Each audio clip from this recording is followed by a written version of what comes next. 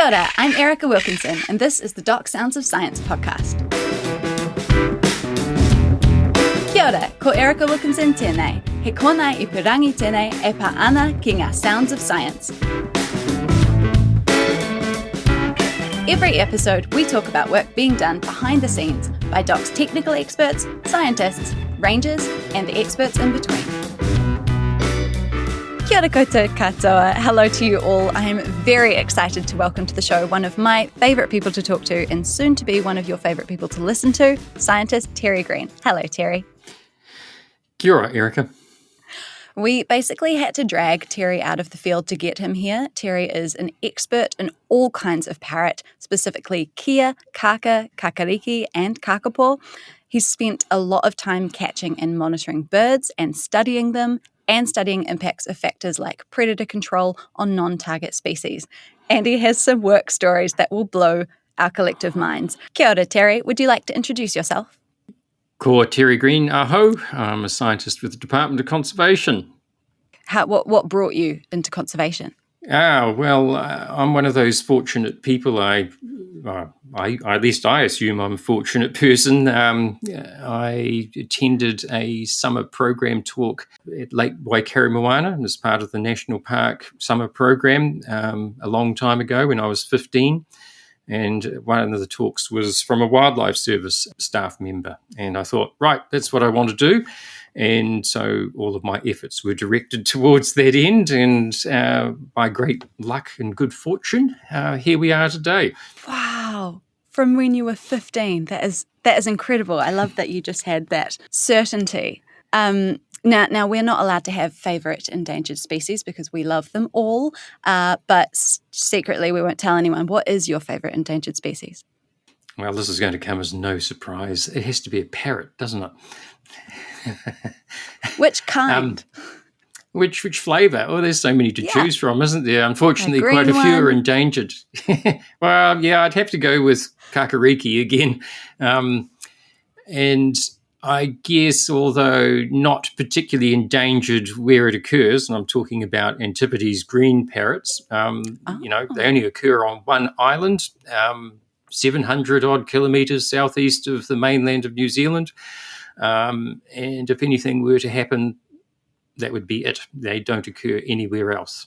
Now, you are a national tree climbing instructor, according to your CV. Yeah. So what is that like? How do you become a tree climbing instructor? Well, it's tree climbing, but not as, little kids used to do it. We all used to do it. It's sort of having to get into trees.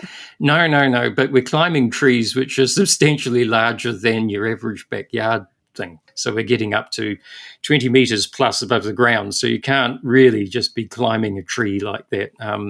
It's a risky business and we try and take the risk out of that. Hence, we need a bit of instruction, make people safe. And you've told me before that when you get up the top and you peer into the nest cavities, right? That's what you're doing up there? Yeah, it can be for anything, but, generally what I do is peering into nest holes, yeah. And what do you usually see peering back at you?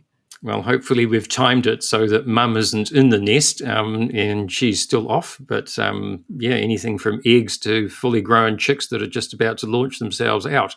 So we've got a fair inkling of what we're going to meet, but, you never quite know. Once they get a bit older, they sort of come up to the entrance and try and get away from you and hide in holes. And there's a game of hide and seek usually entails for those ones.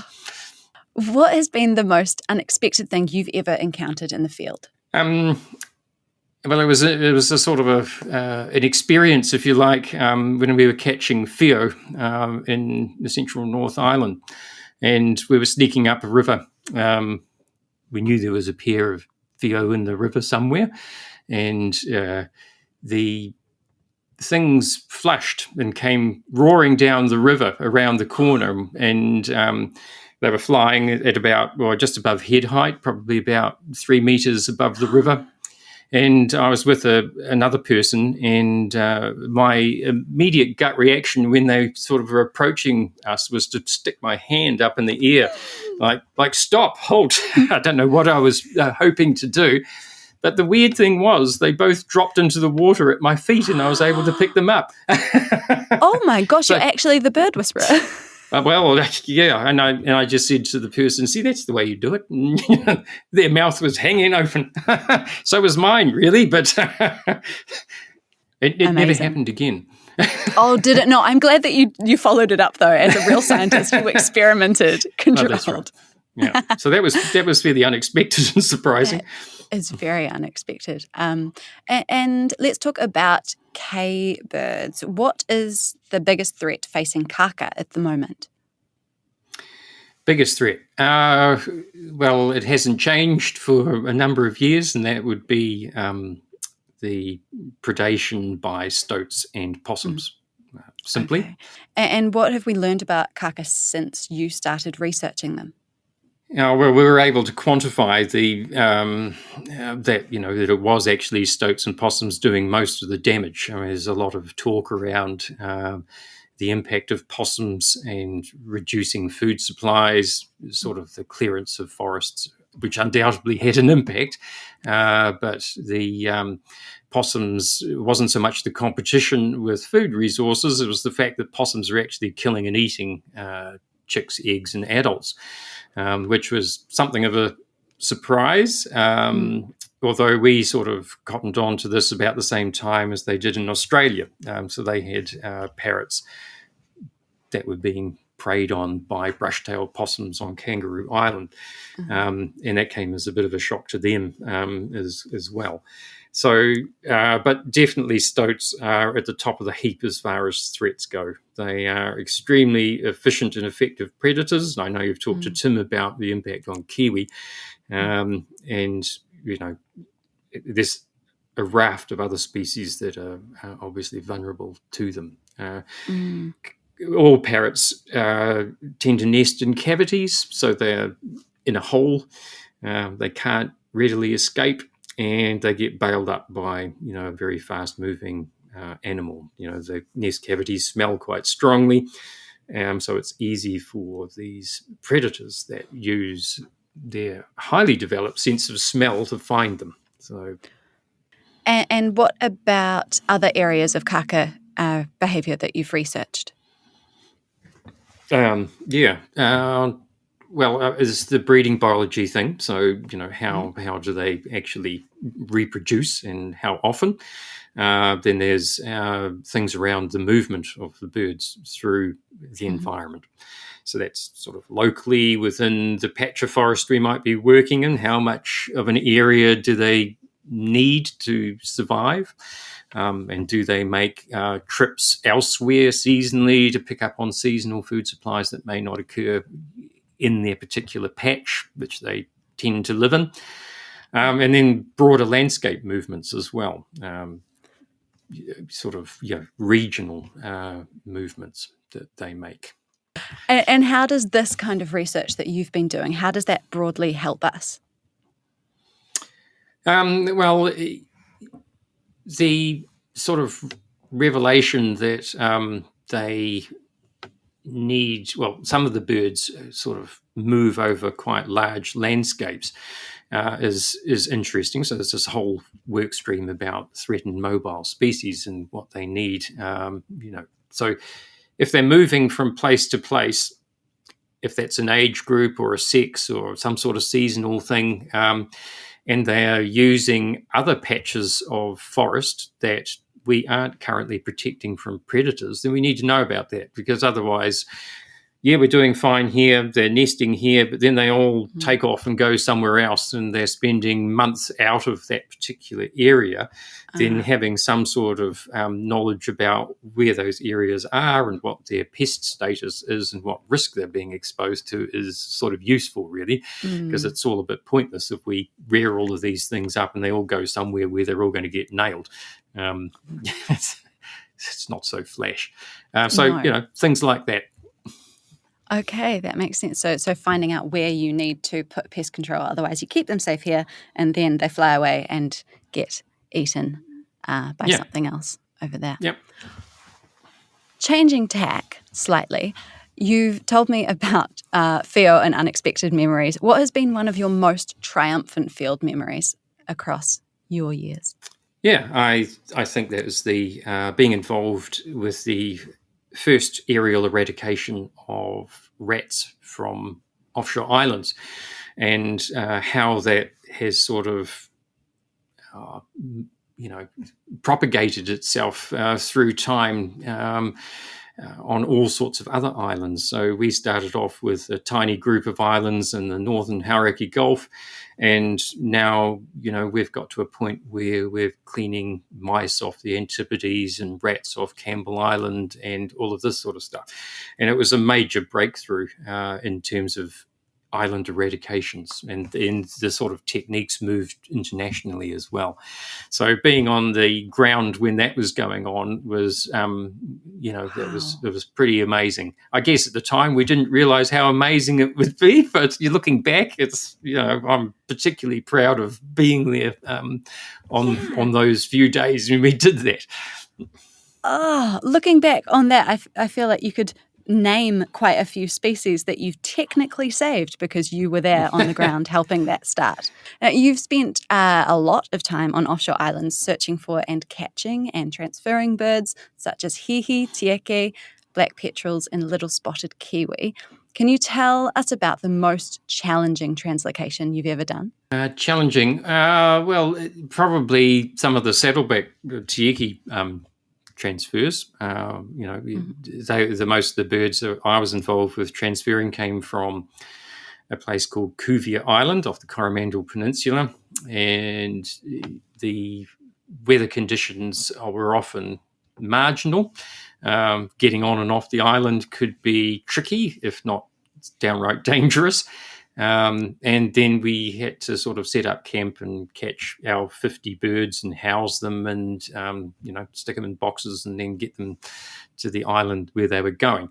So logistically, it was a big challenge. There were some instances where boats failed coming into the island and we got rolled out of our boats, and there were packets of peas and toilet rolls rolling around in the surf along with the people that were supposed to be using those items. Injuries. As a person, had the boat come down on top of them and split their leg open, and there were sharks in the bay, and it was all go. But you get on with it. You drag yourself out of the surf, you dry yourself off, and you get stuck in. So it's just all in the day. In the day's work. The cyclone came through on one of those things, and we were stuck on the island and ran out of food, and all we had to eat was lemons we found in a World War II orchard, and power that we were able to get because the fish weren't biting, and some Jerusalem artichokes. So it had a horrendous effect on our guts. Oh, not the best salad that you're ever after. I would just like to qualify that this is a historic example of Terry's work in the field, not a recent translocation or recent stranding of the team. Can we talk a bit about the non-target species and the impacts of toxins on them? You've done a lot of research into the impacts of toxins on non-target species, specifically on offshore islands and mainland forest systems. This is such a big concern and one of the biggest issues on our road to predator-free 2050. Can you tell us about what you do there? Well, I guess I started this off when I was working on offshore islands earlier on. Obviously, if you're trying to eradicate rats, for instance, you have to drop toxin all over the place. And usually this is achieved through helicopters and monsoon buckets full of, toxin. And of course, a lot of these places, there are a bunch of non-targets that you really care about, so the indigenous fauna, and you don't really want to, be killing those. And so for most of these operations to eradicate rats, there was a program of monitoring that went along with it just to assure ourselves that we weren't creating problems as well as solving one and creating others. And by and large, the impact was relatively negligible. Yeah, there's always a risk in using toxins on the mainland, on islands, and yes, the odd non-target will perish as a result of it, but it is about the population impact, and sort of 10 times out of 10, the net benefits far outweigh the mortality that you get from those operations. We've got some wonderful listener questions for you. They've been sending them in all across this week when we asked for some kākā questions. Thank you, Jane Ramage, our wonderful producer. We've got fast questions, fast answers. Terry, are you ready? All right. Yeah, go for it. Okay. How long do kākā live for? Don't know. We've started well. How's the population tracking? Well, I should preface the how long do they live thing by saying in captivity probably around 40 years. In the wild, we don't really know. And do you think they live longer in captivity? Is that how it goes? Well, yes, because they're looked after. Got it. They're not having to sort of expend effort to survive as much. Okay. So okay. How's the population tracking in the wild? Good in areas that we're doing integrated possum and stoat control. Not so good in areas we aren't. Okay, good to know. Next question. This is not from me. I'm 18 and I live in Auckland and I want to get into the industry. What do I do? Oh, I wish I had that formula. I'd bottle it and sell it to people. A lot of it's good luck, I think. Well, it's all the usual sort of answers, really. Study hard, pick up some outdoor skills. You need to know how to survive and look after yourself in those environments that you end up. So having good outdoor skills, tramping skills, all of that sort of stuff. Being inquisitive of mind, having a degree of bloody mindedness, and a good sense of humour and social skills, because you'll definitely need both of those. And volunteer and get involved and all of those good things as well. Yeah. Well, it's not like I suddenly left university and ended up with a job. I did 8 to 10 years worth of contract and volunteering stuff before I got a permanent job. So, wow. You view it as your apprenticeship to a degree. And you have to be prepared to sort of go down that path. It's not easy. No? Okay, that makes sense. Right, back to the fast track. What's the difference between kia and kākā? Kia are green, kākā are brown. Kia are bigger than kākā. Kia can live in the mountainous environments. Kākā are largely forest dwellers, although kia will live in the forest as well. Do mice eat either of those species? No. Can kākā solve puzzles like kia can? Oh, I don't want to diss kākā, but I don't think they do. Has anyone tried? No, I don't think. To be fair, I don't know if they've tried, but I don't know if they exhibit the degree of inquisitiveness and playfulness that kia do. They're sort of the more stolid cousins from the provinces, perhaps. Kia are definitely in a league of their own, I think we would say. I think so. I think it's about the environment they live in. There's more. It's a more challenging environment, and so the theory goes. They have to have a flexibility of behaviour that allows them to deal with that. So that's a very diplomatic answer. Are all parrots monogamous? Ooh. By and large, I'd say yes, but there are obviously exceptions to that. Kākāpō is sort of a bit of a one where they elect breeders. So, the males advertise their presence and the females choose, and they may choose more than one male to mate with in a given season. Cool. By and large, though, they're monogamous unless they fail at breeding, and divorces occur just like in any other animal, and they'll choose someone else. I want that reality show. I would watch it 10 times out of 10. Why are kākā rare in Taranaki?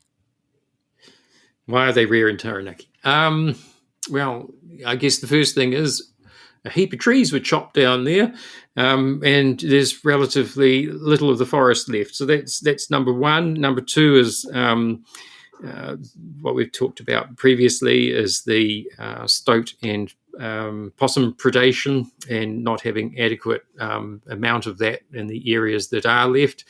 And even where that does occur, when you're trying to start from zero, you're relying on birds roaming into the area from outside to start a population, and that can take a very long time. Okay, that leads me on to, do they migrate? How to define migration? They move. They can move around. Migration sort of I don't know, implies some sort of intent to go somewhere for some purpose. The classic sort of migration of waders, say, from New Zealand to their breeding grounds in the Arctic. Kaka, I think, they move around. They'll move for food supplies, so they'll move considerable distances for that. And as we've found recently with work with Manaki Whenua in the Waikato Basin, they just seem to move around for the hell of it. We're not quite sure why. It may be just a sort of a reflection of a past movement that used to occur for a particular purpose, and it's just been handed down through the generations of genetic material, and they keep doing it. But these are sort of regional movements for purposes as yet unknown, but they certainly can move long distances.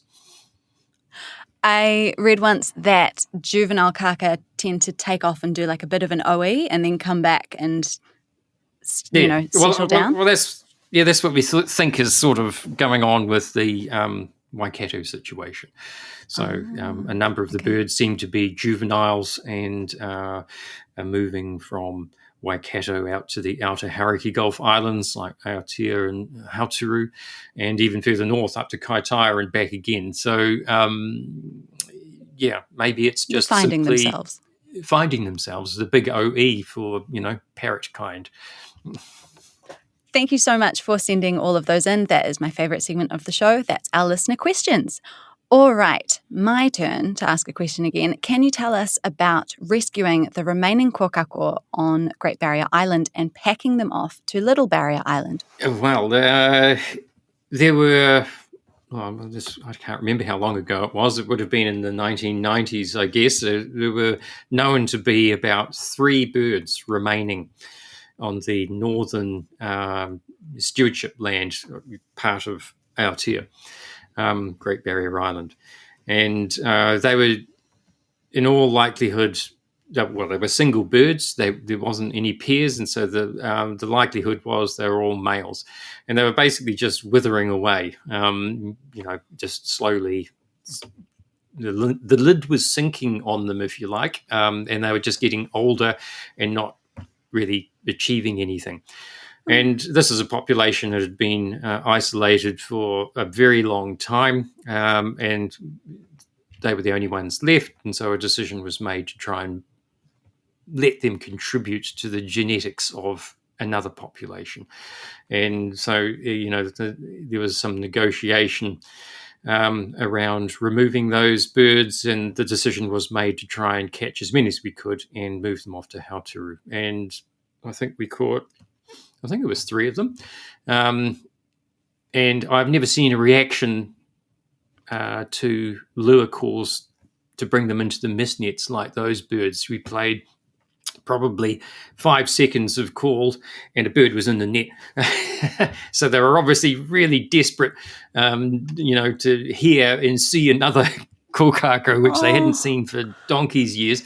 And so, they were scooped up and flown over to Hauturu, where presumably they've been incorporated into that population. And the idea is that at some point, sooner or later, we'll be able to declare Great Barrier Island clean of pests, and we can move them back to the island and establish the population again. So, we live in hope.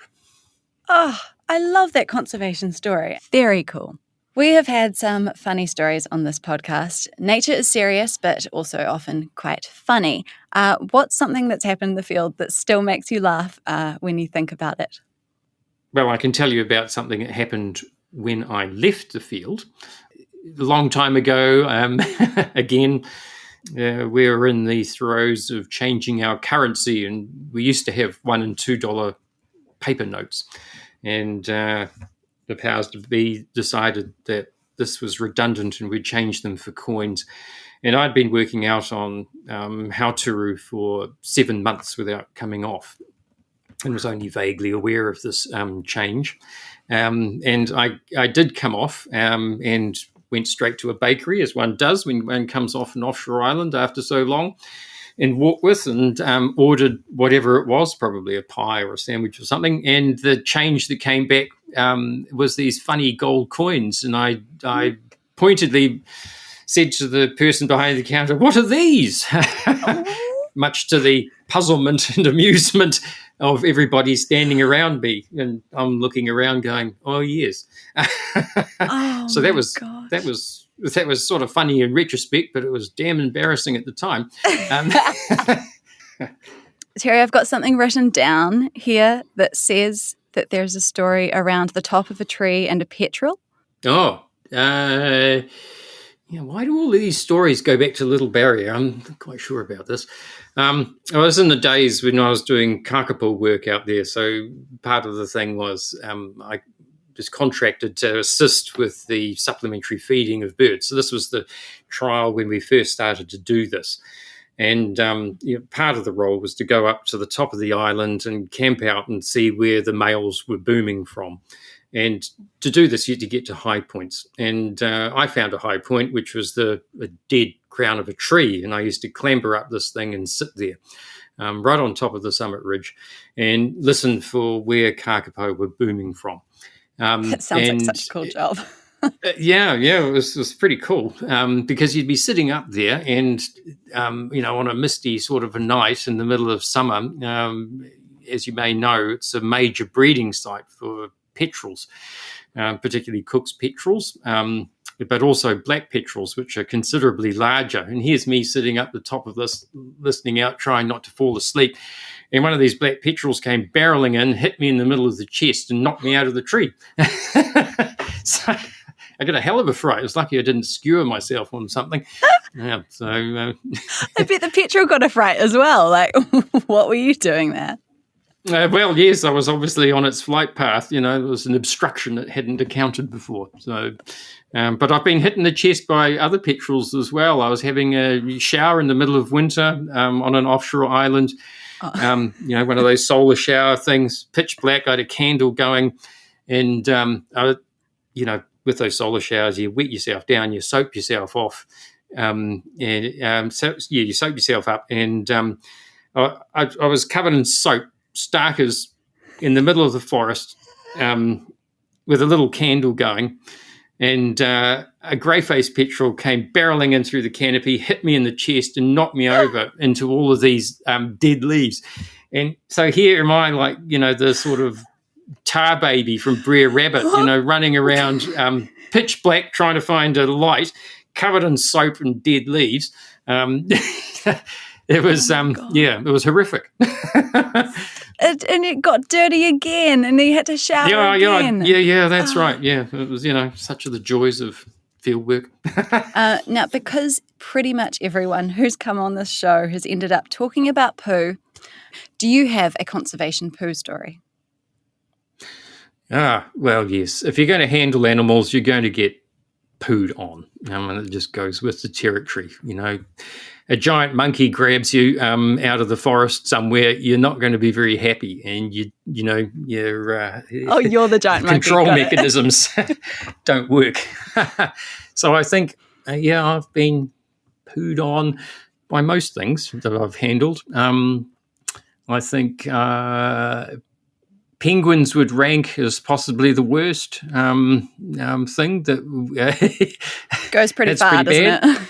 Yeah. But perhaps the funniest thing, here we go, a bit of Schadenfreude again, was we're walking under a shag colony with a colleague of mine, and he proceeded to peer upwards at the shags with an open mouth and managed to collect one in the mouth and his beard. No. So, yeah. He professes not to remember that, but I remember it very well because I almost split myself laughing. I'm not surprised.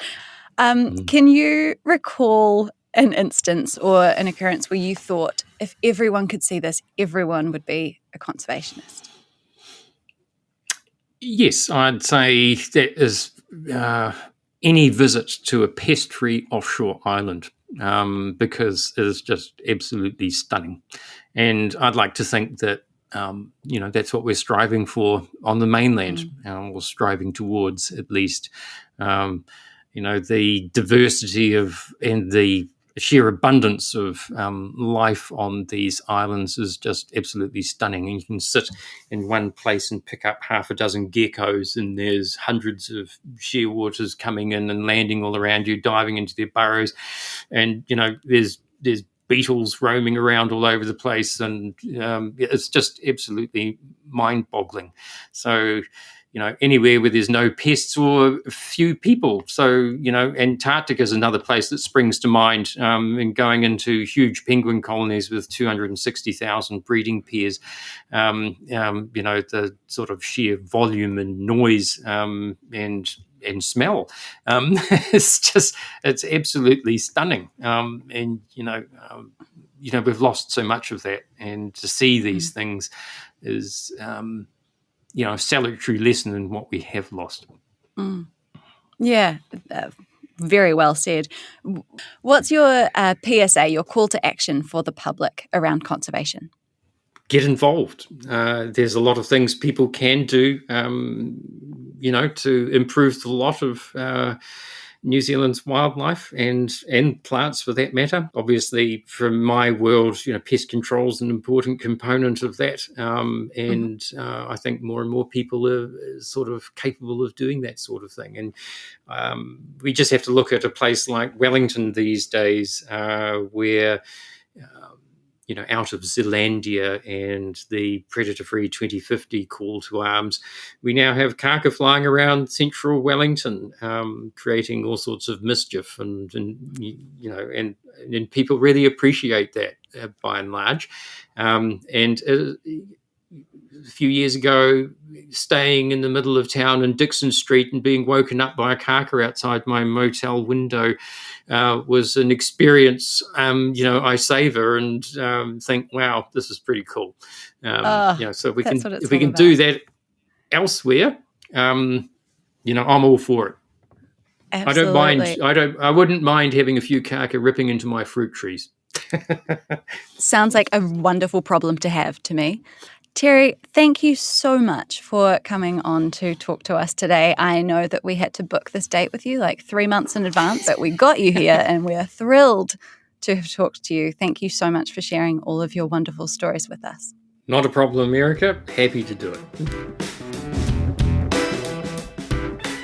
Thank you for listening. I'm your host, Erica Wilkinson, and this has been the Doc Sounds of Science podcast. This show is available wherever you get your podcasts, or you can stream it off our website, doc.govt.nz. This show is produced by Jane Ramage with editing by Lucy Holyoke. If you enjoyed this episode, show us some love with a 5-star rating.